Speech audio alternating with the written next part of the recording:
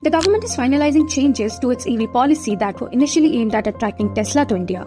But with Tesla stepping back from those plans, the government is now broadening its approach to draw investments from global automakers, even those operating out of existing factories. Here's the story. The original policy offered significant tax incentives to automakers willing to set up brand new EV factories in India.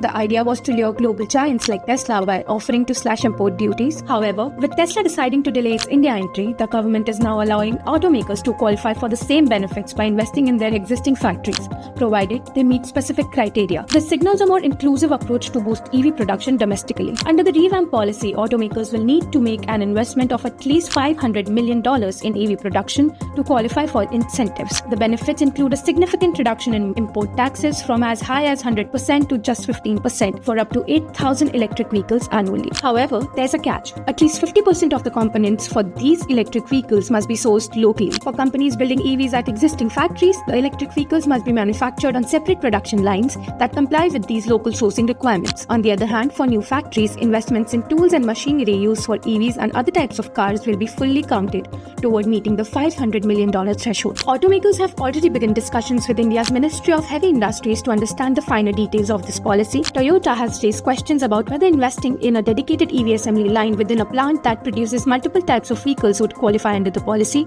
Meanwhile, Hyundai sought clarity on whether money spent on research and development could be counted toward the $500 million investment requirement. The government has clarified that R&D costs will not be included. Volkswagen, on the other hand, has proposed that 75% of the $500 million requirement be invested in the first 3 years of the 5-year scheme instead of meeting the full amount upfront. These changes are part of a broader plan to attract investments, boost local manufacturing, and foster a thriving ecosystem for electric vehicles. To ensure fairness, the government is also planning to set revenue targets for EV production at eligible factories.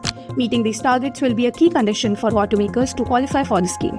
The final version of the policy is expected to be unveiled by March 2024, giving companies a clear roadmap for their EV ambitions in India. By incentivizing both new and existing players, the government hopes to accelerate the country's transition to cleaner transportation. Will this policy be enough to attract global automakers and establish India as a major EV hub? The question is yet to be answered.